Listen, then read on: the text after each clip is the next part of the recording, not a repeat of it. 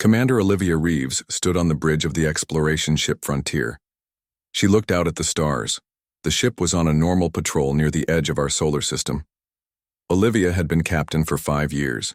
She was good at her job. She liked the quiet of space.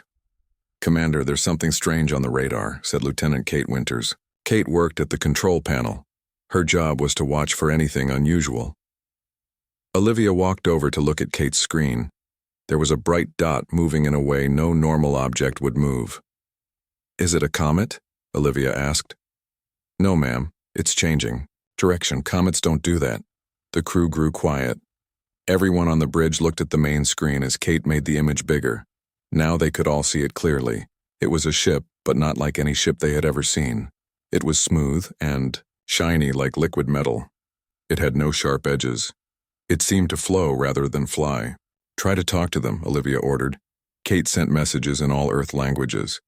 She also sent simple math signals, the kind scientists had planned to use if aliens were ever found. For an hour, there was no answer. Then a soft sound like a bell rang through the ship. Strange symbols appeared in the air in front of Olivia. They glowed with blue light. "It's some kind of hologram," said Officer Ben Miller. He waved his hand through the symbols. They stayed in place, floating. Kate studied the symbols.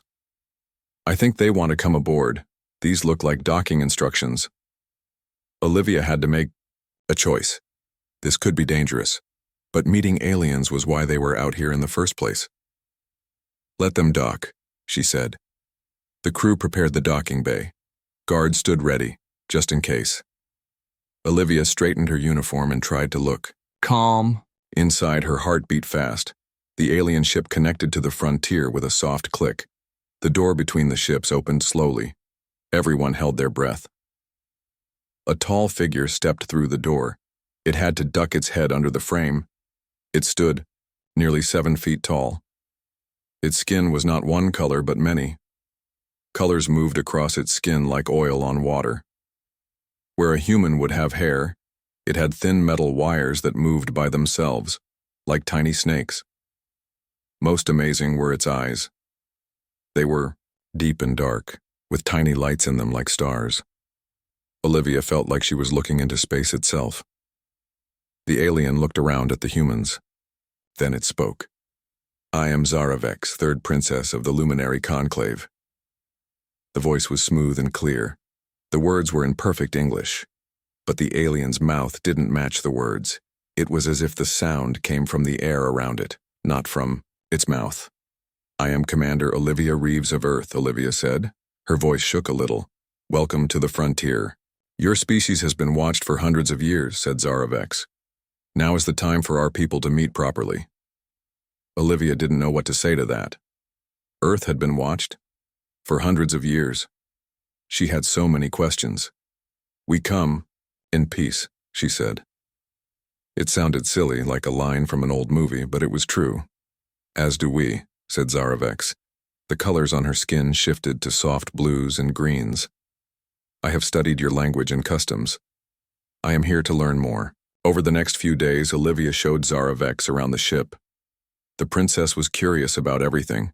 She asked about the engines, the food, the crew's families. She wanted to know how humans lived. Olivia learned things too. The Luminary Conclave was very old. They had traveled space for thousands of years. They had met many other species. Humans were young compared to them. "Why did you decide to show yourselves now?" Olivia asked one day as they sat in the ship's dining room. The crew had gotten used to seeing the princess, but they still kept their distance. "Your technology is growing quickly," Zaravex said. "Soon you will travel beyond your solar system. It is better if we meet now, in a planned way, than by accident." Later, that made sense to Olivia, but she felt there was more to it. The princess often watched her with those star-filled eyes as if studying her. "Were you chosen for this mission?" Olivia asked. "I asked for it," Zaravex said. "My people don't understand humans well.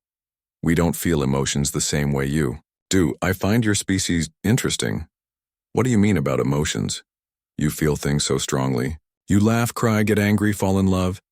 These experiences are very different for my kind." Olivia thought about that. "So, You're here to study our feelings? In part, said Zaravex. The colors on her skin turned a deep purple. I am especially curious about human connections, the way you form bonds with each other. Later that night, Olivia sent a message to Earth. First contact had been made. An alien princess was on her ship. The world was about to change forever. What Olivia didn't know was that Zaravex had her own plans. The princess had not told her everything. Back on her home world, some of her people thought humans were dangerous. They wanted to keep Earth isolated. Zaravex had come to decide if humans were worth knowing, and she had become very interested in one human in particular. Zaravex stood by the window in her guest room, looking at the stars. Among them was her home, far away. She touched a panel on her wrist. A small hologram appeared, showing an older alien with a crown of metal wires much larger than hers. Report, daughter, said the hologram. The humans are as we expected, Zaravex said. Emotional, curious, potentially dangerous. Then we should proceed with isolation? Zaravex thought of Olivia, of her kind eyes and brave heart. Not yet, she said. I need more time to study them. Be careful, said the older alien. Do not let their emotions affect your judgment. Of course not, said Zaravex. But as she turned off the hologram, she wasn't so sure. These humans, with their strong feelings and their strange ways, were starting to interest her more than she had expected, especially their commander. As Zaravex prepared for sleep in a way very different from how humans slept, she decided she would learn everything she could about human connections, about friendship, about love. And she would start with Commander Olivia Reeves. 1 month passed since Princess Zaravex came to the frontier. Earth leaders had many meetings about the alien visitor. They decided Olivia would be the main person to work with the princess. Olivia would teach her about humans and learn about the Luminary Conclave. Olivia took her job seriously. Each day she spent hours with Zaravex. They talked about history, art, science, and daily life. The princess was a fast learner. Your world has so many different cultures, Zaravex said, one day. They were in the ship's learning room looking at pictures of Earth. My people are more the same. We all think alike. That sounds peaceful, Olivia said. It is peaceful, but sometimes it is not interesting. The princess's skin turned a shade of gray. Olivia had learned this meant she was thinking deeply. We don't have art like yours. We don't have music that makes people cry. We don't have stories about love. You don't have love? Olivia was surprised. We have connections. We have pairs who make children. But the feeling you call love? The songs and poems about hearts breaking? No, we don't have that. That night, Olivia decided to show Zaravex a movie. It was an old love story that Olivia liked. They sat in the ship's small theater room. The princess watched with great focus as the story played out. In the movie, a man and woman met, fell in love, had a fight, and then found each other again. At the end, the man got down on one knee and asked the woman to marry him. She said yes. They kissed as music played. When the movie ended, Zaravex turned to Olivia. This is very strange to me. The characters hurt each other with words, then they forgive. They cry, then they are happy. Is this how human love works? Olivia smiled. Sometimes. Love can be complicated. And this kneeling ritual? The man lowered himself and gave the woman a small rock. What does this mean? It's called proposing. The rock is a diamond ring. It's a tradition. The person asking for marriage kneels to show respect and offers a ring as a symbol of forever love. In my culture, we connect our minds for a short time to understand each other fully. There is no need for symbols or words. That sounds nice, Olivia said. No chance for misunderstandings. But also no mystery, Zaravex said.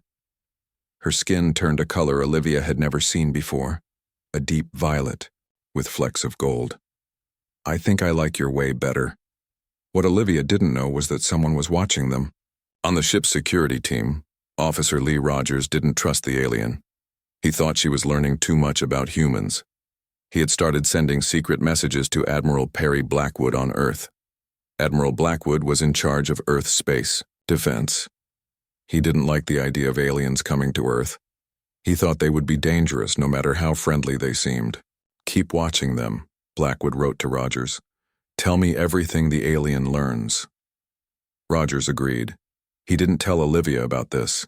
He thought he was protecting Earth. Meanwhile, on the princess's ship, which stayed connected to the frontier, there was another secret. Zaravex had a guard named Kirzoth. He was from a warrior group in the Conclave. He thought humans were too wild and emotional to be trusted. "These humans are not ready for space travel," Kirzoth told Zaravex. "They fight among themselves. They destroy their own planet. They would bring chaos to the stars." "Some are like that," Zaravex agreed. "But not all. Commander Reeves is different. She is kind and smart. She wants peace." "One good human doesn't make the species safe," Kirzoth said. "You spend too much time with her. You are starting to think like them." Zaravex knew he might be right. She was changing. She found herself feeling things she had never felt before. When Olivia entered a room, the princess's skin would turn warm colors without her trying. She thought about the commander even when they were apart. One day, Earth sent a message. They wanted the frontier to bring Princess Zaravex to Earth. There would be a big meeting with world leaders. It would be the first time an alien walked on Earth's ground. "Are you excited?" Olivia asked the princess. "Yes, but also nervous.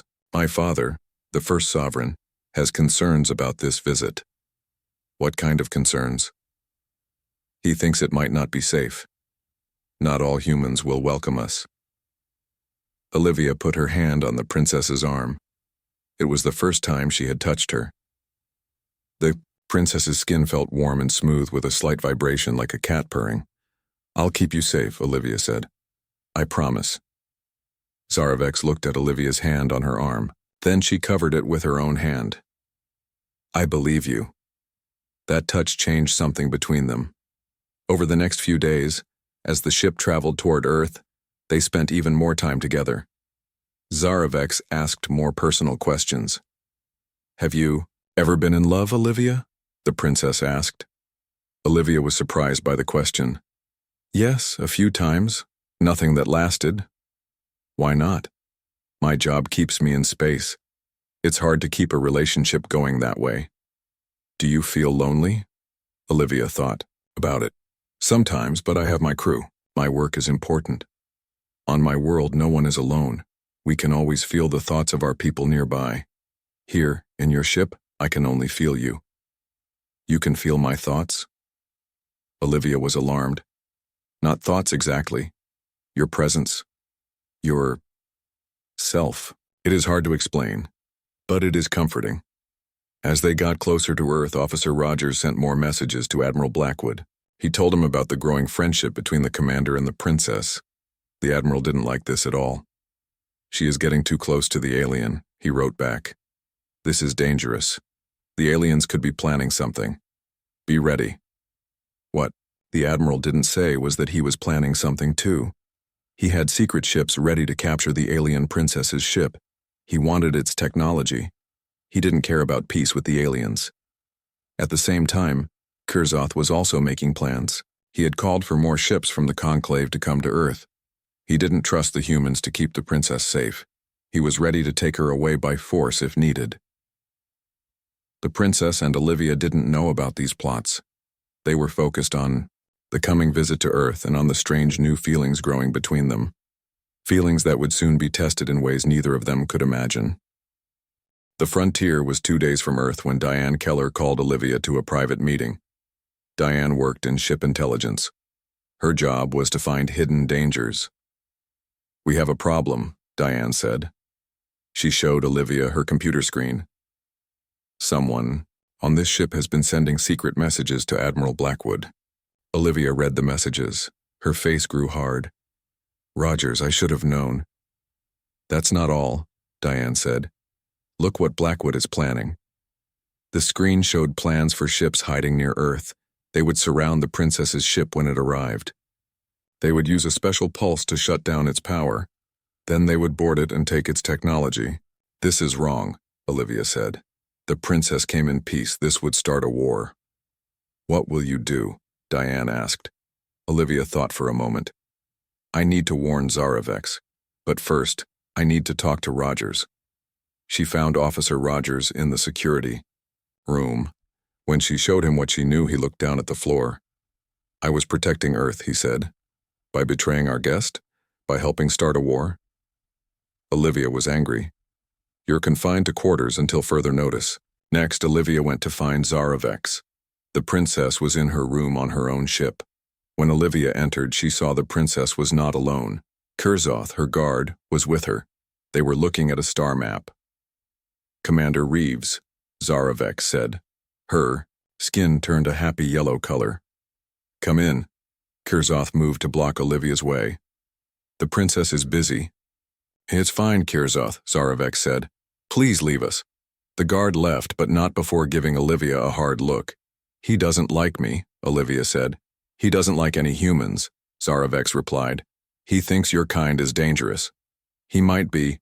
Right. Olivia showed the princess what she had learned about Blackwood's plan. Zaravex's skin turned a dark, stormy gray. This betrayal hurts me, but it does not surprise me. Kurzoth has been warning me that some humans would want our technology. Not. All humans are like Blackwood, Olivia said. Most of us want peace. I believe you. Zaravex touched Olivia's hand. But this changes our plans. I must return to my people now. The diplomatic mission has failed. No, wait. Olivia grabbed the princess's hand. Take me with you. Let me speak to your leaders. I can explain that Blackwood doesn't speak for all humans. Zaravex looked surprised. No human has ever been to the Conclave worlds. Then I'll be the first, Olivia said. Please, Zaravex, give us a chance. The princess was quiet for a long time. Finally, she nodded. Pack what you need. We leave in 1 hour. Olivia hurried back to her quarters. She wrote a message to Earth leaders explaining what was happening. She told Kate Winters she would be in charge of the frontier. Then she packed a small bag and returned to the princess's ship. When she arrived, she found Kurzoth arguing with Zaravex. You cannot take a human to our world, he was saying. It is against our laws. I make the laws, Zaravex replied. Her voice was cold. She comes with us. Just then, alarms began to sound throughout both ships. What's happening? Olivia asked. Kurzoth checked a screen on the wall. Ships approaching. Human military ships. Blackwood, Olivia said. He must have found out I discovered his plan. Zaravex moved to the control area of her ship. She placed her hands on what looked like liquid metal. The ship hummed to life. We must leave now, she said. Wait, Olivia said. My crew on the frontier. They're innocent. Blackwood might hurt them. We can't help them, Kurzoth said. We must protect the princess. But Zaravex was watching Olivia's face. Your crew is important to you, she said. It wasn't a question. They're my responsibility, Olivia said. Zaravex nodded. Then we will help them. She spoke in her own language to the ship. The wall seemed to shift and change. Through a clear section of the wall, Olivia could see the frontier. A beam of light shot from Zaravex's ship to the human ship. What are you doing? Olivia asked. Giving your ship protection, Zaravex said, and a way to escape. The frontier began to glow with the same light as the princess's ship. Then it moved away quickly, faster than it should have been able to move. They'll be safe now, Zaravex said. Now we must go too. Her ship disconnected from the frontier and turned toward open space. But before they could leave, more ships appeared around them. They were surrounded. Blackwood's ships, Olivia said. They were waiting for us. A voice came through the ship's communication system. It was Admiral Blackwood. Alien vessel, this is Admiral Perry Blackwood of Earth Defense. Power down your ship and prepare to be boarded. Zaravex looked at Olivia. What will he do if we refuse? Nothing good, Olivia said. But you can't surrender. He'll take your ship apart to get its technology. Then we must fight, Kirzoth said. He moved to another control panel. No, Zaravek said. I will not harm humans. Olivia had an idea. Let me talk to Kate on the frontier. She can help us. Zaravek nodded. The ship created a connection to the frontier. Kate, it's Olivia. Listen carefully. I need you to broadcast everything that's happening. Show Earth what Blackwood is doing. Attacking. A diplomatic ship without cause. On it, Kate said, but hurry, more ships are coming. Whose ships? Olivia asked. There was silence. Then Kate's voice came back, sounding scared. I don't know, they're not from Earth, they're huge. Zaravek and Kirzoth looked at each other. The Conclave, they said together. Your people are coming? Olivia asked. Yes, Zaravek said, but not to help. Kirzoth called them. They're coming to isolate Earth. What does that mean? Olivia asked. It means no ships in or out, no communications. Earth would be alone in the universe for many years. Can you stop them? Olivia asked. Only the first sovereign can change such an order, Kirzoth said, and he will not listen to a human. Olivia looked at Zaravek. Will he listen to you? Perhaps, the princess said. But we must reach the Conclave fleet first. We must get past Blackwood's ships. I have an idea, Olivia said. She explained her plan quickly. Minutes later, Blackwood's voice came again. This is your final warning. Surrender or we will open fire. Zaravek opened a channel to respond. Admiral Blackwood, this is Princess Zaravek. I have Commander Reeves with me. She wishes to speak with you. Olivia? Blackwood sounded surprised. Are you a prisoner? No, Admiral. I'm here by choice, and I'm broadcasting this conversation to Earth right now. Everyone can see what you're doing. There was silence. Then another voice joined the call. Admiral Blackwood, this is President Chen. Stand down immediately, that's an order. Madam President, you don't understand the threat these aliens pose, Blackwood said. The only threat I see is you, Admiral. Stand down now or face charges of treason. The human ships began to move away. But it was too late. The Conclave ships had arrived, massive vessels that made the human ships look tiny. We've got to get to the Conclave flagship, Zaravek said. Now. Her ship shot forward, heading toward the largest of the alien vessels. As they approached, Olivia looked back at Earth, glowing blue in the darkness of space. She wondered if she would ever see it again.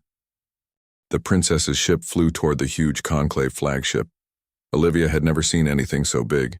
It was like a moving city in space.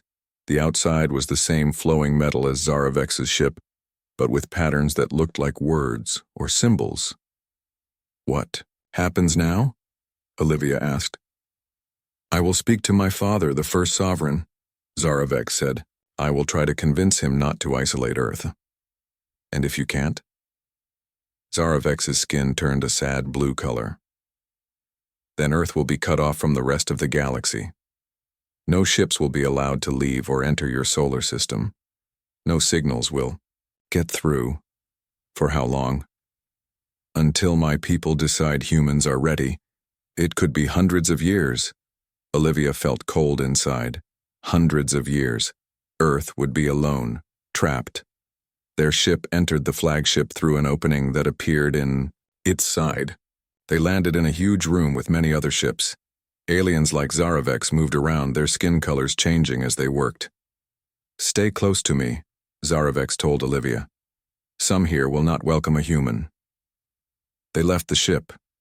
Kirzoth walked behind them, watching for trouble.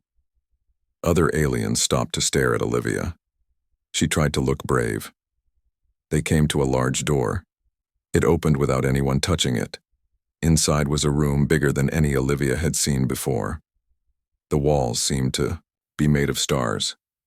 In the center was a raised platform with seats for 11 aliens. 10 of the seats were filled. The 11th, in the center, was empty. The council, Zaravek whispered to Olivia. My father will be here soon. The aliens on the platform looked at Olivia with their star-filled eyes. Some seemed curious. Others looked angry. Their crown wires moved quickly, like they were talking. without words. Suddenly everyone stood. A new alien entered the room from a side door. He was taller than the others, with more crown wires. His skin shifted through colors in a way that seemed to show power and age. The first sovereign, Zarovex whispered, "My father." The first sovereign took the center seat. He looked at Zarovex, then at Olivia. His eyes narrowed. "Daughter," he said, his voice deep and echoing, "you have broken our most important rule. No outsiders may enter conclave space without permission." "Father, this is an emergency," Zarovex said. "The human leaders did not approve the attack on my ship. It was one man acting alone." "One man with many ships," said another council member. "One man with much power." "That man has been stopped," Zarovex said. "The human leaders want peace." "It does not matter," the first sovereign said. "We have watched humans for centuries. They are too violent, too divided. They are not ready for the wider galaxy." "Some humans are like that," Zarovex agreed. "But not all. Many are kind and wise." "Words are easy," said another council member. "Actions are what matter, and the actions of humans speak clearly. They fight among themselves, they damage their own world. Now they attack our ships." Olivia stepped forward. She could feel all the alien eyes on her.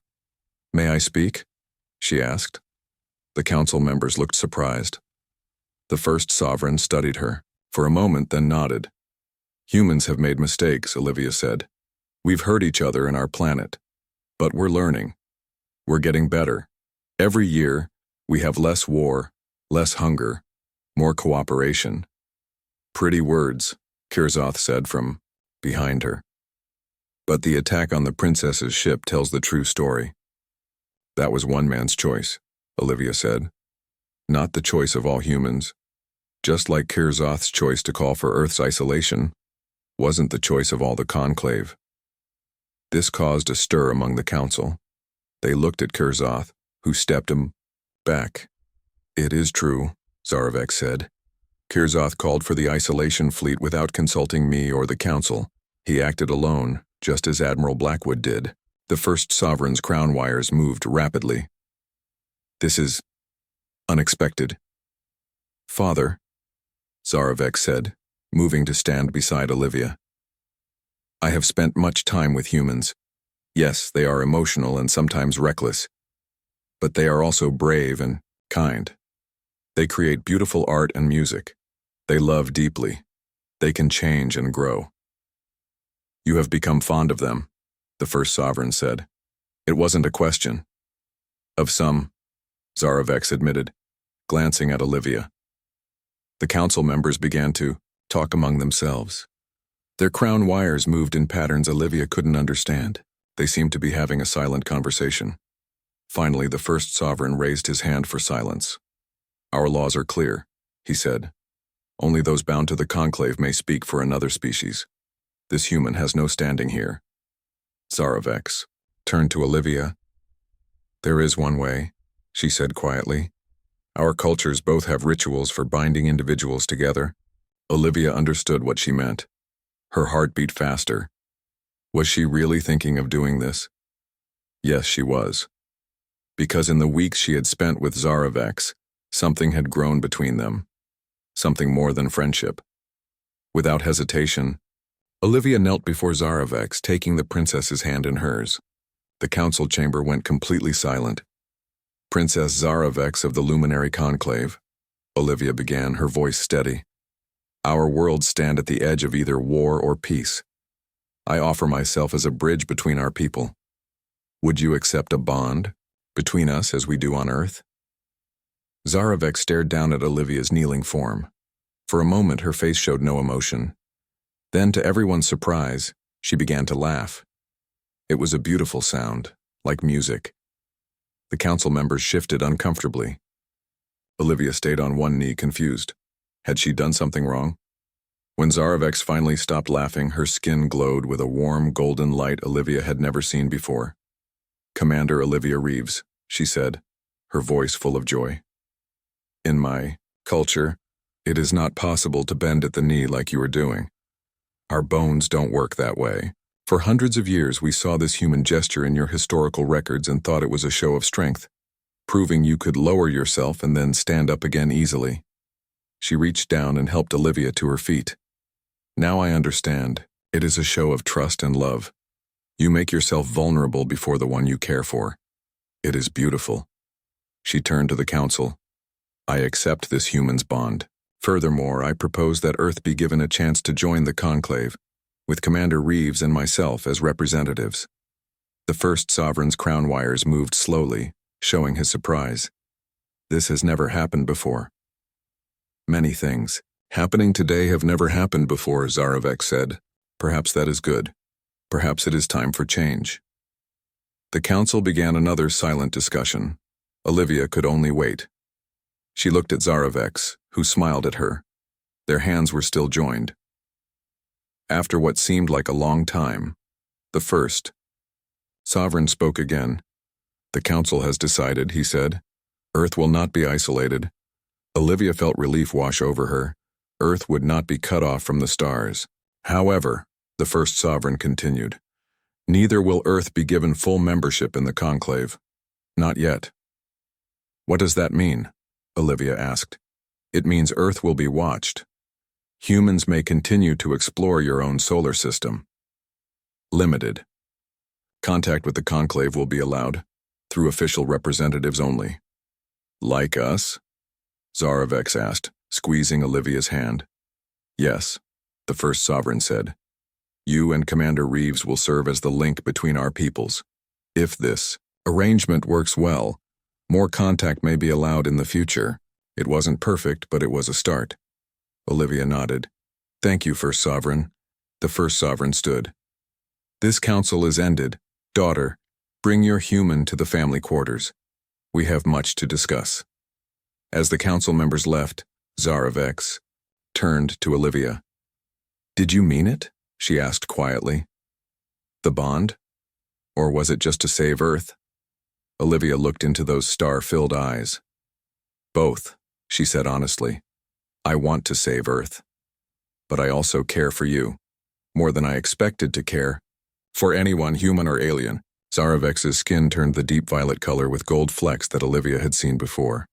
I feel the same, she said, though these feelings are new to me. We'll figure it out together, Olivia said. As they left the council chamber, Kurzoth approached them. Princess, he said, bowing slightly, I must apologize for acting without your permission. Your concern for our people was understandable, Zarovek said. But in the future, trust my judgment. Kurzoth nodded. He looked at Olivia. And I must apologize to you, human. Perhaps you are not as dangerous as I thought. Thank you, Olivia said. I hope we can work together to build trust between our peoples. As they walked through the giant ship, Olivia thought about all that had happened. She had left Earth to explore space. She never expected to fall in love with an alien princess, or to become part of a galactic council. Life was full of surprises. What happens now? She asked Zarovek. Now, the princess said, we create a new future. For the conclave, for Earth, and for us. Together, they walked toward that future hand in hand. 1 year passed since Olivia knelt before Princess Zarovek. Many things changed in that time. Earth learned it was not alone in the universe. People were scared at first, then curious, then excited. The conclave allowed a small team of human scientists and diplomats to visit their worlds. Olivia and Zarovek led this team. Today, they were returning to Earth for an important meeting. World leaders wanted to hear what the humans had learned from the conclave. Olivia was nervous. She had been away from Earth for a long time. Are you ready? Zarovek asked. They were on her ship, approaching Earth. I think so, Olivia said. It's strange to be coming home after so long. Is Earth still home to you? Zarovek asked. Her skin turned a questioning yellow-green color. Olivia thought about it. She had spent the past year living among the conclave, learning their ways. She had her own room in the royal palace. She had friends there. Earth will always be where I came from, she said. But home is where you are now. Zaravex's skin flushed a happy pink. Over the past year, she had become more expressive with her colors, especially around Olivia. Their ship entered Earth's atmosphere. Below them, the blue ocean and green-brown land grew larger. They landed at a special place built just for alien visitors away from big cities. A small group waited for them. President Chen was there with some advisors. So was Kate Winters, who now commanded the frontier. "Welcome back, Commander Reeves," President Chen said, shaking Olivia's hand. "And welcome to Earth, Princess Zaravex." "Thank you, Madam President," Zaravex said. "It is good to be here." They went inside a building for their meeting. Olivia and Zaravex told the Earth leaders what they had learned. The Conclave had many planets. They had met 20 other alien species. They had technology that could help Earth with clean energy and medicine. "This is wonderful," President Chen said. "What does the Conclave want in return?" "Knowledge," Zaravex said. "Art, music, stories. My people have technology, but we lack creativity. Humans have so much imagination." "That's it?" asked one advisor. "Just our art?" "For now," Zaravex said. "In the future, when humans travel beyond your solar system, the Conclave would like your help exploring new worlds." The meeting went well. The Earth leaders were happy with the arrangement. After it ended, Kate took Olivia and Zaravex to see the frontier, which was now upgraded with some Conclave technology. "She's beautiful," Olivia said, looking at her old ship. "Do you miss commanding her?" Kate asked. "Sometimes," Olivia admitted. "But my new job is important too." That night there was a party to celebrate the growing friendship between Earth and the Conclave. Important people from around the world came to meet Princess Zaravex. Olivia stayed by her side, explaining Earth customs. Admiral Blackwood was not at the party. After his failed attack on Zaravex's ship, he had been removed from his position. He now worked at a desk job far from any decision-making. As the party went on, Olivia noticed Zaravex seemed distracted.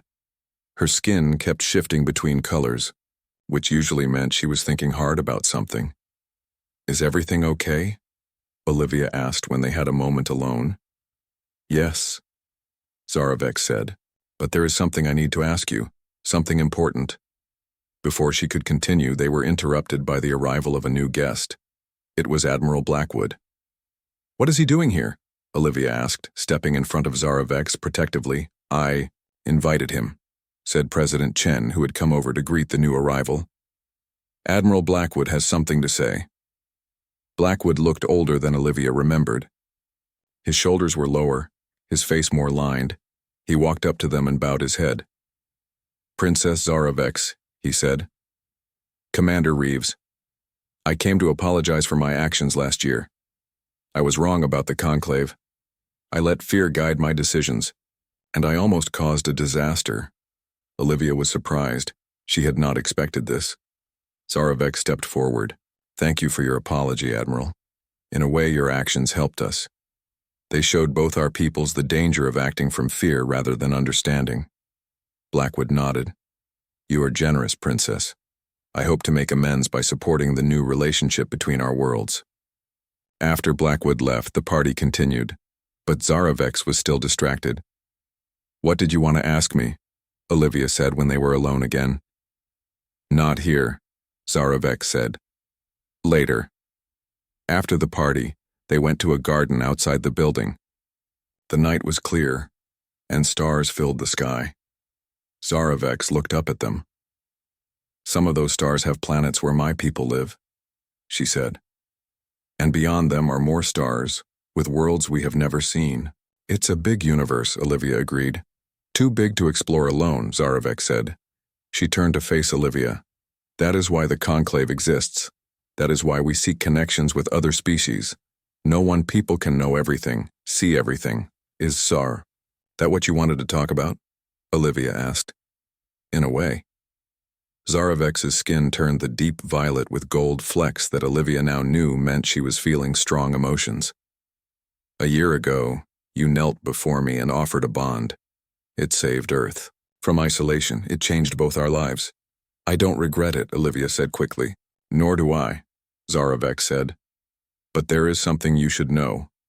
In my culture, we have a ritual similar to your proposal. It is not done with kneeling, since we cannot bend that way. It is done with this. She reached into a pocket in her flowing clothes and pulled out a small object. It looked like a crystal with light moving inside it. This is a soul stone, she explained. When two of my people wish to bond for life, they each carry half of one stone. The stones stay connected, no matter how far apart they are. If one person feels joy or pain, the other's stone glows to show this feeling. She held the stone out to Olivia. I have been learning human ways. Now I would like to share one of my ways with you. Will you accept this bond? Not just as a diplomat, but as my life partner. Olivia looked at the beautiful stone. Inside it, colors moved like they did on Zaravex's skin. This was not just a diplomatic arrangement anymore. This was real. How does it work? She asked.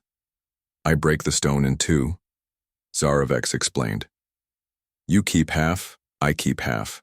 They will always be connected, like us. Olivia thought about her life. Before meeting Zaravex, she had been happy commanding the frontier, exploring space, but she had also been lonely. What about children? She asked. Can we have a family? The Conclave has technology that can combine our genetic material, Zaravex said. Or we could adopt. There are orphaned children from many species who need homes. Olivia smiled. Zaravex had clearly thought about this a lot. Yes, Olivia said. I accept. Zaravex's skin lit up with joy, glowing so brightly that the garden around them was illuminated. She took the crystal in both hands and broke it in half. She gave one piece to Olivia and kept the other. As soon as Olivia held her piece, she felt a warm sensation. The stone glowed with the same colors as Zaravex's skin. She could feel the princess's happiness. It's beautiful, Olivia said. Now, we are truly bonded, Zaravex said, in the way of my people and in the way of yours. They stood together under the stars holding their connected stones. Olivia thought about all that had happened since the day she first saw the alien ship on her radar screen. So much had changed. The universe had opened up. Humanity had taken its first steps into a larger community of worlds, and she had found love in the most unexpected place. What happens now? She asked, just as she had asked a year ago after the council meeting. Now, Zaravex said, we continue our work. We help Earth and the Conclave understand each other better. We explore the stars together. And us? Olivia asked. What about our future? Zaravex smiled. Our future is whatever we make it. We come from different worlds, different cultures. It will not always be easy, but I believe it will be worth it. She leaned down and touched her forehead to Olivia's, a gesture of affection among her people. I have learned much from humans, she said. About emotion, about love, about kneeling to show vulnerability. Now I will teach you about the stars, about worlds you have never imagined, about a life that spans centuries. Centuries? Olivia asked, surprised. How long do your people live? Many hundreds of years, Zaravex said. And now, with our bond you will too. The Soul Stone doesn't just connect us. It shares life energy. Olivia hadn't expected this. She would outlive everyone she knew on Earth. She would see centuries of change. It was overwhelming. That's a lot to take in, she said honestly. We have time, Zaravex assured her. All the time we need. As they stood there, a shooting star crossed the sky. Olivia made a silent wish, an old Earth custom. What did you wish for? Zaravex asked, seeing her watch the star. I can't tell you, Olivia said. That would stop it from coming true. Another Earth custom. My people believe that speaking a wish aloud gives it power, Zaravex said. Another difference between us. Maybe we're both right, Olivia said. Some wishes need to be kept secret to grow. Others need to be shared. Wise words, Zaravex said. Perhaps that is why our peoples need each other. We see things differently. Together, we see more clearly. Hand in hand, they walked back toward the building where their human and conclave teams waited. Behind them, the garden was quiet under the stars. Two sets of footprints marked the soil, one human, one alien, side by side on the same path heading toward the future.